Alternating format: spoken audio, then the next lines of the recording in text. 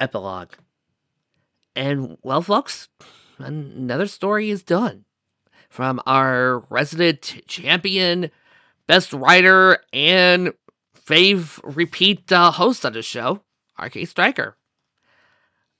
And really, what do I have to say that I haven't already said when I've done 3 News Sensi, which is being done on the Discord by my little brother, or in the other Hasbro-verse stories? RK Striker has the ability to write the characters in such a way that they can be still in character while still giving us something new and interesting. He demonstrates the ability to create a good crossover by following Rule 1. A rule I think should be followed by a lot of people when it comes to that. That rule being respect, verisimilitude.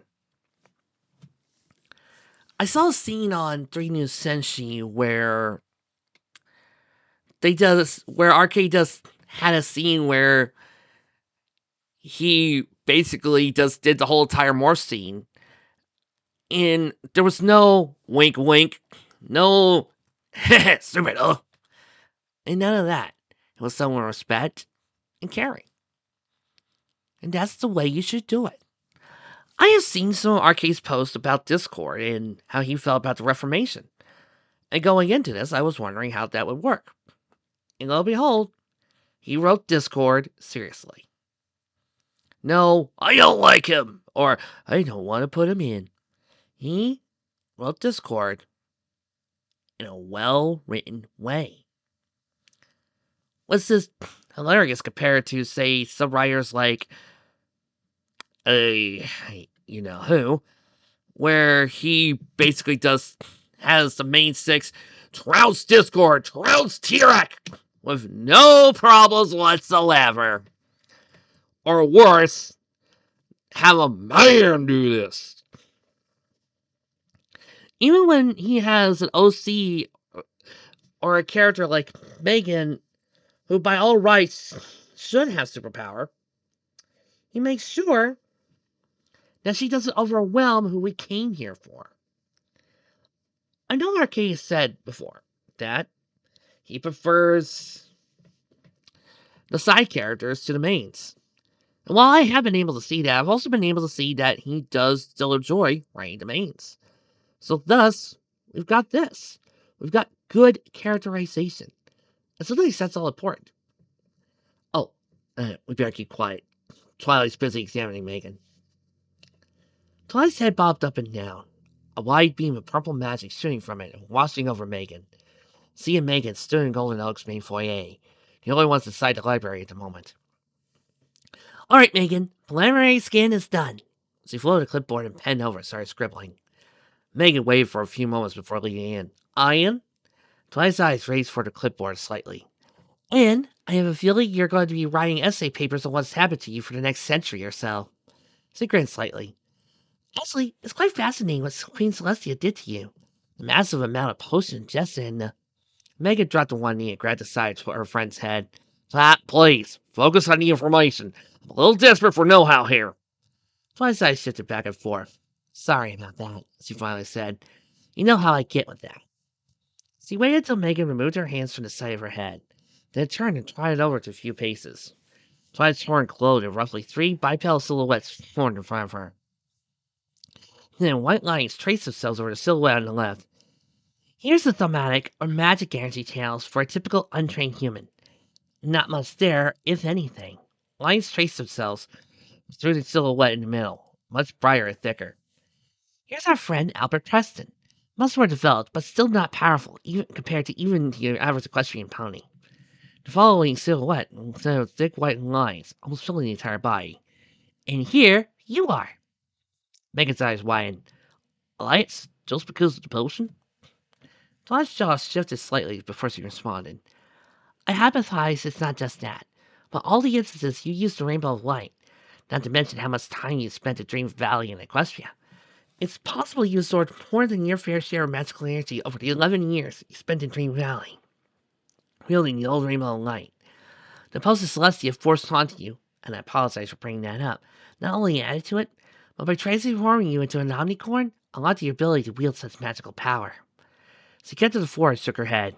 Please keep in mind, a lot of this is guesswork, and I can't help you too much front with the physical changes to your body.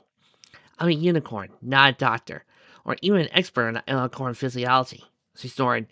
Then again, you're more than a bit beyond alicorn status. Megan sighed. Oh, yeah, I heard the term omnicorn thrown around once more than once. A can of money showing off sea pony and flow pony powers. She held up her hands, looked at her fingers as she waggled them. I wonder how else the world trains. Will I sprout wings and horns full time? I'll tell you. Twi shook her head. I'm afraid I can't help you with that, Megan. Her ears folded flat against her skull. I never really delved into the subject of alicorn physiology.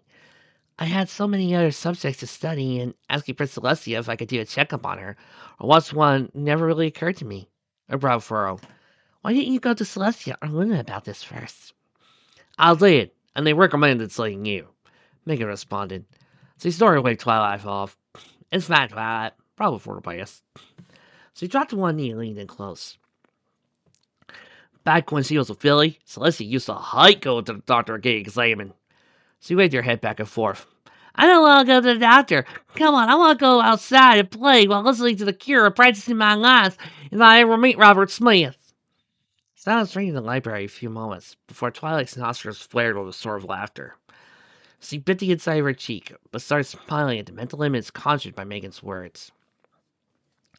You know, a part of me finds it refreshing to learn how ordinary Princess Celestia could be, Twilight admitted. Well, these days I'll tell you about Luna's love with the WWF, Megan said. Oh, she probably isn't too happy with the recent news about Hulk Hogan last year. She reached out and patted Twilight on the shoulder, giving her a short squeeze of reassurance. But thanks. It really did help me out a lot here. Megan slowly stood back up, frowning slightly. That didn't hurt. What didn't hurt? My knees back didn't hurt, Megan said, rubbing her kneecaps. I don't know if that's adrenaline or... She slowly shook her head. I need to see the doctor. Doctor? Which doctor? Twilight asked. There's loads at the Camelot Royal Hospital who would be much better at this than me. She floated the phone over. They got a full telephone network of ponies over there. Megan held up a hand. Well, those doctors, yes. I also mean the one in Ponyville. Doctor Who's? She crossed herself and tapped her right eye. I'll make an appointment to get a full examination. Magical and mundane, Twilight. I'll get 100 of them. You'll be there for him. Cross my heart and hope to fly. Stick a cupcake in my eye. Twilight repeated the gesture, and I'll be as controlled as possible. Cross my own heart and hope to fly. Stick a cupcake in my eye. Her left touched right below the right eye. She paused. Wait, I did it right! A single strand of Twilight's mane shot up. Is that a good or bad thing? Megan forced a smile pat Twilight's shoulder. We're calling it a good sign. And that's it. And excuse me, I got some appointments to make and a stallion to visit. She suddenly smacked her forehead. Wow, so you love it. Twilight nickered. Good thing neither Danny nor Rainbow Dash heard that. You never live it down. You see, this is what I mean by what I like about Arcade Striker's works. He's able to combine these universes and make them work. It's one of those things I love about Super Robot Wars, wherein you can see why certain characters bond or why certain characters interact, and we see the interactions between them. One of the things I love about Super Robot Wars, and something that I'm hoping to accomplish with Super Robot Wars USA, is by showing how these different worlds interact with each other, or how would one affect the other. That's the same way Arcade's doing here. That's why Super Robot Wars USA, like me and my brother have said, is our love letter to the Hasbroverse. Much like how Arcade is showing all his knowledge about MLP, I'm showing my knowledge of certain things like Transformers and the Universal Century timeline. Oh, gotta get going. The next scene's the Caroline Dungeons. Come on, guys! The trip down to the Caroline Dungeons this time was somewhat short for Celestia this time around, at least mentally. She made her way down the stairs and past the cells that once held Queen Celestia and the others. Even here, though, her ears folded down a bit at the racket being produced at the far end of the dungeon. A burly Earth Point stallion, clad in a rather utilitarian garb, trotted up to Celestia. Your Majesty, Warren Lock and Love said back to her. My apologies for the noise. A lone resident decided to start acting up ever since Queen Celestia and the others were extradited to Earth 2 days ago. Celestia waved him off as the pair started walking down the hall and passing out empty cells. I figured Discord would be causing emotion while in prison. And here's the thing I enjoyed about Discord's life in Defeat. He didn't rip off the original episodes. He made it in a unique way that I think I would prefer if they did in the show. They really wanted Discord to be reformed. Why not let the elements of harmony, when they bring him back, take away all his magic? Let's see how he reacts with such a proposition. And have his friendship with Fluttershy come from that. Now, I'm not saying, oh, Arcade Striker's doing this better than the show. I'm just saying this is a better idea. I've long said stop trying to say what is better because I feel like that makes me a little big-headed, and by times on Reddit have shown me the dark side of such ideology. Discord would be causing by Granny Bonnie. What does he have? I could go pull a clipboard out of his saddlebags. He just got his lunch. Aside from that, some basic toiletries. He doesn't even have any possessors inside his cell. Like a lone sheet colored. Trying to figure out his dietary and hygienic needs was quite the experiment. The pair turned the corner and finally arrived at the last cell in the dungeon. Discord stood at the bars, a battered cup in his paw. Annika! Annika! He shouted, banging the cup against the bars. I demand a lawyer. I demand a fair trial. I demand a mitt on my pillow, and... He scratched the high of his head. Ugh, this is so much harder to do without my magic! Celestia growled slightly. She looked at Lock and Load. Thank you, Warren. I'd like to speak with Discord alone for a few minutes. Lock and Load glanced between the two. Sure, that's a wise idea, Princess. Even without his magic, he could be dangerous. Celestia bowed her head to him and smiled. Thank you for your concern, but it's all right. I'll be careful. The warden nickered, but nodded to her. I'll be around the corner, he finally said. Any problems, just shout. With that, he turned to trot back down to the hallway and vanished. Celestia looked back up at Discord, her expression hardening with every second. Is there any chance you could perhaps improve your behavior? The staff does not deserve to have to deal with your antics, as retrained as they are in your current condition. Discord rolled his eyes, but stopped to blink a few times. Damn it, I can't roll them around like dice anymore, he muttered. Discord glared at Celestia. Why are you here? Surely it's not to check in on some noise disturbance reported by that glorified crossing guard. All my little ponies are my concern, Celestia replied, especially when it comes to you and what you could get up to. Discord held his paws up. What I could get up to, your highnesses? It's very little, if anything, without my powers. He tilted his head to the side. Come on, Sally, tell me the truth. Why are you here? Want to gloat? Give me a speech about how evil I am, paranoid that this is some sort of long game on my part? He grabbed the bars. Tell me! Celestia stared at him. In all seriousness, I'm not entirely sure. All those reasons, none of them. I just had to see you, to make sure you're still here and not a statue in Camelot Royal Gardens. Discord's head bowed. Why am I here? He finally asked. He held a paw and looked it over. I was turned into a statue last time, but this time it stripped me of almost all my magic. I'm not sure which is worse, actually. I had such fun with my powers. You and you alone, Celestia replied. You tortured people both mentally and physically, making them their playthings.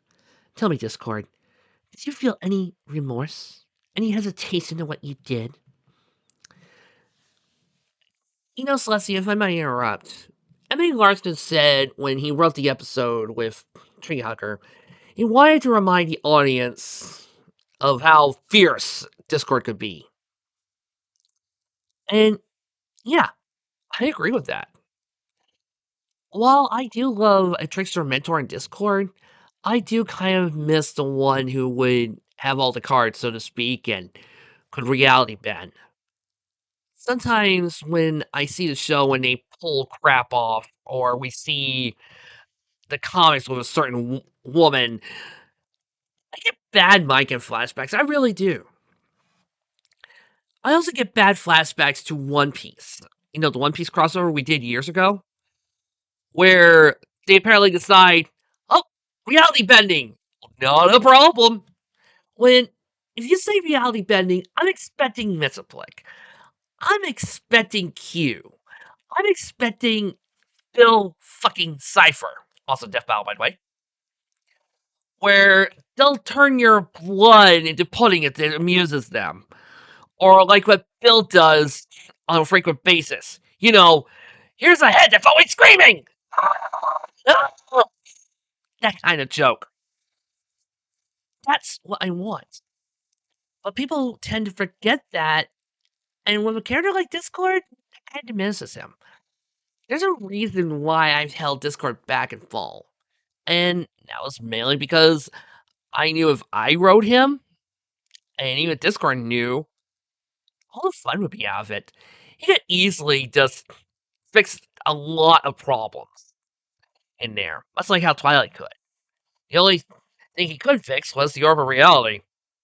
And that's because that was a part of him, that was his own magic. But it also seems to forget that that Discord was shown in one of the glass mirrors, him holding the ponies above a freaking fire pit. That that's not an easy image to forget. But they didn't. And in return, they tended to forget all about what Discord could really do. Now, the only reason why I was okay with Discord turning good is because Discord seems to me the type of guy who, after 3 or 4 losses, would realize one thing: losing is boring. Discord stared at her. Why would I? I was having too much fun with all my games. I'm rather sad others enjoy what I was doing. Celestia's nostrils flared slightly. Why did I expect anything else from you? She finally said, defeat tinting her words. You couldn't even see or comprehend how much hurt and pain you caused. Not then or not now. Discord, I'm really not sure if you're aware of this, but actions have consequences. Your reckless use of your magic caused terrible harm to those around you. Discord shrugged. I can't help it. It's in my nature. I am, or rather was, a being of chaos. He tapped his claws and paws together. Should I deny my basic nature? Celestia rolled her eyes. There's a difference between being chaotic and being malicious, Discord. You took it too far every single time. She dropped her head. Is there nothing that can make you see that? Discord waved her off. Oh, that's all you're trying to do with me? Make me see the error of my ways, he said, making air quotes. Oh, please, Celestia. Good luck with that. Maybe, maybe not, she replied, cocking an eyebrow. As you observed, you're still here and unfrozen. The question is obvious. Why? Was it an accident? Were the elements influenced some way it mattered by Megan's compassion? Did they themselves decide to spare you petrification? Discord glanced away from Celestia, not quite meeting her gaze. His snout twitched. I hope it was an accident, he finally said. Just being deliberate is rather disturbing. Celestia stared at him. Why? She carried back and forth as Discord turned away. No, please, answer me that, Discord. And nothing else. Please answer me why you want to be an accident. She leaned in close. Please? Because. Discord grabbed his arms and rocked back and forth a bit. Is this how others felt when I toyed with them? When I played with them? Celestia's expression fell. It is. That feeling of helplessness, of not being in control, that's what they all felt. Discord bared his lone fang. I'll bet you're just loving seeing me here. All helpless and at your mercy. Celestia slowly shook her head. I don't, she finally said. No one, not even you, should be violated in such a manner. Discord snarled and grabbed the bars. Liar! He snarled out, spittle frying from his mouth. Remember Morning Glory? Remember what I did to the Flare Ponies? I do. It was horrible, along with all your other crimes when you broke free, Celestia responded. That still does not make it right for you to feel this way. I'm glad you can't hurt anyone else, but that doesn't mean I can't have some small measure of sympathy for you. With that, she turned to try it off. Thank you, Discord. It helped me answer some questions and put my mind at ease. Discord watched as Celestia try it off. "Well, why? I did all those horrible things. So why do you feel sorry for me?" He grabbed the cell bars as he seemingly ignored him. "No, come back. Please, tell me why you feel sorry for me, despite all the bad things I've done!" Celestia stared straight ahead as he continued walking. "Think on it, Discord," she said over her shoulder to him. "I can't tell you the answer here. As cliched as this might sound, this is something you have to start figuring out on your own." She cantered around enough to face him and then smiled slightly. "I'll be back. Maybe by then you'll have begun to figure it out. And maybe I'll start to figure out why you're not stone. We can help each other more next time." With that, she turned and left Discord alone. And if I may, that was one problem I've got with this fic. The end fight with Discord was over really quick. Well, everything else was pretty good. How he was able to do the corruption of the main six without making it feel like the main six were OP, police nerf, and doing all these other bits. The ending felt rushed. Somebody said that RK felt like he had lost his passion for this. Maybe, maybe not.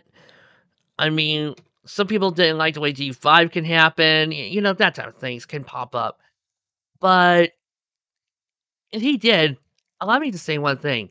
Hey, RK, if you need another universe to merge, we here at the Super Robot / Real Robot fandom have a lot to talk about. Come over here. I bet you would be great at doing a Super Robot War story. Walking low, snapped to attention as Celestia came into view. How did it go, Your Highness? He asked, turning and walking beside her as she continued on. "I'm a bit more at ease," Celestia responded. "Thank you." She glanced back as the pair left the dungeon proper. Some questions answered, but more remain. Like why he wasn't pacified and now cooling his hooves? Celestia smiled. "I think he's been given a second chance to atone for his actions. Or repent. At least I hope that's what's happened. I can't tell him that directly. Or why do I feel pity for him? Though, it's too soon, and he will reject any answer given to him." Lockinglow's ears waggled, tilting his head a bit. Honestly, sorry, Your Highness. I do wish he had been turned to stone again. He lowered his head. I do apologize for that. I know you believe in second chances. And that is another thing I like about RK's work. While I know that there are some things he gets miffed about, some things he doesn't believe in, stuff that doesn't work, he never lets that interfere with a story. One of the things I don't like about Reality Check's work is how he lets his own prejudices and politics and beliefs mess with the story. So thus, any pain gets done to Diamond Tiara is so much worse, because he's got problems against bullies. Rather than trying to think like the characters, he's thinking like himself in that role. Celestia's nostrils flared. "You're not only equine, Ryan. I feel the same way. It'd be so easy for him to be simply petrified once more, not to have to worry about him." She nickered, "But he's not. So we must deal with him as best as we are able to. There's an opportunity here for a second chance and possible rehabilitation. It's a slim chance, but one I don't think we can take." Lockinglow's ears waggled a bit. I do believe in rehabilitation. Helping equestrians back on their hose, Your Highness. Still, if you try to say anything, even without its magic. "Mega believed in second chances, up to a point," Celestia responded. She had a little bit of hesitation in lethal solutions when called for it. "My own hoes are not as lily white as they appear to be. I won't risk the lives of those I've sworn to protect with my own." Her eyes hardened as small flames dazzled in her irises. If Discord wastes the chance, we'll give it to him. It's on his horn. Daisy's hooves pounded into the pavement of Ponyville's Main Street as he danced, and danced some more. Pain was etched on her face as he continued dancing. Her body not designed for the moves that it was forced to make. "Help me!" Daisy rasped out, as he hopped up and down and leaned back. "Help me, he's gone! Why can't I stop? The elements of Magne stop Discord!" Main Street faded away, and Daisy floated in the void. A pair of Gillis's eyes with blood-red irises appeared, each one several times larger than Daisy's body. You'll never escape me, Discord said. Every night you'll dance and dance until you can't take it anymore.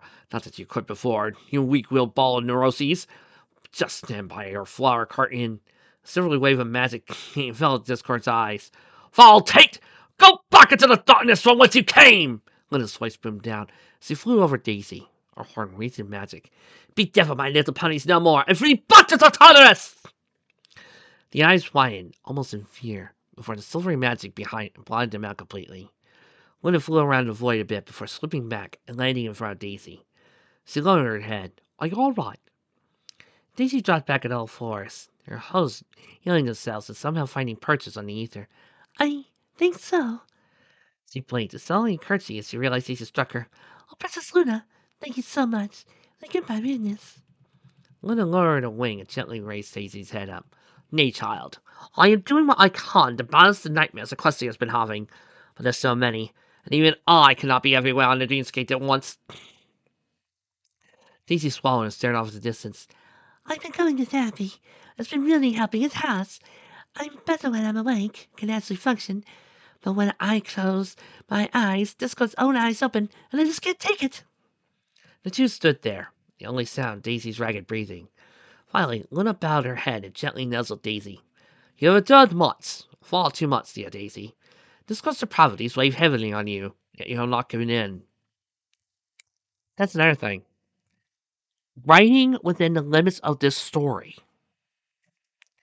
I know there are probably several different fanfics, Point POV being one of them, where this could have gone way darker. But this is going as far as it needs to within the confines of how the show would do it. Daisy's right eyebrow cracked up. I haven't, Princess. Isn't the fact that you need to be here proof I've given in? Luna shook her head.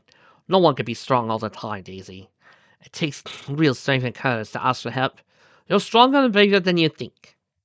Daisy nickered. Tell that to our customers and neighbors. Luna smiled. Perhaps one day I shall. Her ears picked up at the echoes of laughter as she looked around. Daisy, I wish I could stay, or visit you every night. But even my own magic gets taxed by helping those discords hard. I can promise you that tonight, at least, you shall suffer no more nightmares. Daisy smiled, and stepped back and curtsied to Luna. It's fine. Thank you for helping me out, Princess. Others would need your help, too. Many of us are probably beside themselves with whatever they're dreaming about. Luna raised her eyes. Making sure Daisy couldn't see her rolling eyes. I'll check up on them, she finally said. Thank you, Daisy responded. She sucked in a deep breath. All right, I'm ready. Thank you again. Luna backed up. Tonight, you shall be alone, she finally said, before cantering around. Wings extended and she flew off, quickly disappearing through the haze of blackness of the ether. Daisy kept her eyes on Luna as long as possible, before the princess finally disappeared. She shrank down slightly, shoulders hunching and head lowering. I'll be all right, she muttered. Princess Luna said I'd be alone for the rest of the night. I'm going to be okay, right? It was a shorter walk to the doctor's repair shop than Megan wanted to be. Not because she didn't want to talk to him, but because Main Street was much less busy than usual. Several of the open-air stalls were still closed up, and half a dozen buildings had closed signs and locked doors. And those still open had relatively few customers pursuing their wares. All too soon, Megan arrived at the doctor's repair shop and walked in. Hello, doctor? She called out, simply looking around the empty store. Are you here? Danielle told me you'd be here. Dr. Host quickly emerged from behind the counter. Oh, Megan, good to see you here, dear. He trotted over to her, eyes too anxious looking over her. Feeling a bit different. Danielle told me about what happened, and you'd like to talk with someone who's got experience in this. Sprout furrowed. Still a bit surprised you didn't ask Leslie or Luna. Megan shrugged. I felt I wouldn't get a better review from them as you. I love them, and they love me, and that's the problem. The doctor chuckled. Sometimes there could be such a thing as too much kindness, odd as it may sound. He cantered around and waved Megan on. Come on, my dear. I think it's time I showed you the TARDIS. The pair made their way to the storeroom and into the backyard itself. The doctor walked up to an old police call box, slid the fake lock aside, and inserted the key into the real lock beneath. He started going into the door, but stopped to look back. How Danielle and Michelle told you anything about the TARDIS? Nope, Megan responded, rolling her eyes. Every time William or Mike asks, they just look at each other and say, you gotta see it for yourself. Oh, good, the doctor said. He waved Megan forward and opened the door. Step in, my dear. He waited for her to cross the threshold into the console room, then watched him behind her. Now, I know this is a lot to take in, but... Sort of chuckle escaped Megan. Doctor, this is impressive, but not anything I haven't seen before. Mr. Moochick used to take me and the other ponies through doors on the sides of walls that led to huge rooms. There's areas like this in the Princess Pony's castle, too. The doctor stared at her for a few moments. Right, next time I go back to my home reality, you'll come in with a meeting roaring and Saturday. He halted a slowly computer screen hanging in front of the ceiling to face Megan. The screen showed a young woman with dark hair. That's Katrina, a handmaiden in Cassandra. He slowly nodded Megan's aggressive look. Yes, that Cassandra. Stephen Taylor and I picked her up after the fall of Troy. He looked down and off into the distance, past the TARDIS walls. She sacrificed herself to save our lives. The screen changed to show a young man with brown hair and somewhat curious expression. That's Aldrich. He was nice. Let's leave it at that. He died when the ship he was on crashed on piece of Earth, killing the dinosaurs. So much potential. I do miss him, the doctor nicked her. I could spend all the days of their lives with them, but they can't spend all my days of my life with me. My age is slowing down, Megan finally said. The doctors aren't sure if I'm fully immortal. Barring something bad happening, I'm going to outlive my husband, my siblings, my biological children. She let out a shaky breath. I know what it's like to lose someone. Both my parents are dead. Killed in a Decepticon attack in 1998. Wind Whistler, Magic Star, the OG Applejack. Well, it feels different this time. The doctor nodded. Losing your pet is sad, but natural and inevitable. Your pony friends from before died at time abyss. You have nearly 20 years to come to terms with never seeing them again. Outliving your children. He shook his head, letting the silence speak for him. How do you deal with it? Megan finally asked. All those years, all those people come and go. The doctor shrugged. Well, you know as well as I do it'll hurt. And no, not even after centuries can the hurt really go away. But you move on.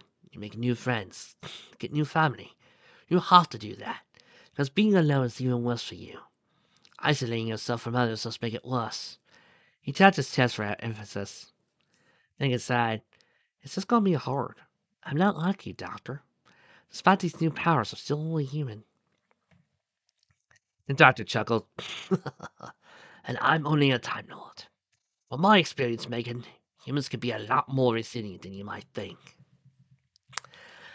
Psst. Hey, does anybody want to see if we can get Arcade to write the new season of Doctor Who? Guarantee you. Fabulous. Celestia looked up from her desk as Chancellor Fancy Pants walked into her office, pot of coffee flowing behind him. Problem sleeping? Yes, concern laced into her voice. Fancy Plants plopped into a chair and took a deep draught of the steaming black liquid straight from the pot. Butter the floor, my dear. She's woken up screaming 3 times this week. The soldier drooped. Not very good, Princess. How are you? Celestia shook her head. I'm fine. Linda's doing her best to help out with those nightmares. In between that and regular therapy, I think it's working. Still. Chancellor nodded. Still indeed. So, what plans do you have for Discord? His mustache ruffled. He's got so much harm. So many people hurt. Celestia suddenly slid out of her chair and turned to face the window, overlooking Caroline herself. Her eyes narrowed as she picked out various citizens going about their day. Some looking fine, but most with furtive expressions. Some with their heads starting about as they were afraid something or someone was sneaking up on them. I want to believe there's some sort of reason for him not being petrified again. Why he's still free. Fancy Pants sits in his chair, took another long sip from the coffee pot before speaking. I know you prefer rehabilitation to reforming, Princess. Most of the time I do agree. But this time for discord? His ears folded against his skull, nostrils flared as he snored. Off the record, I just lock him up into Tartarus and throw away the key. Celestia chuckled. She turned back to Fancy Pants. I can't blame you. Not a small part of me wants to do the same. She slipped back into her chair. The right thing is almost never easy to do. That's why I suppose it's the right thing. The tribunal still decides fate, not me. Perhaps a mild suggestion, or some sort of rehabilitation, or educational program from him for me might carry a bit of weight. Fancy Pants' monocle bounced a bit as he smirked.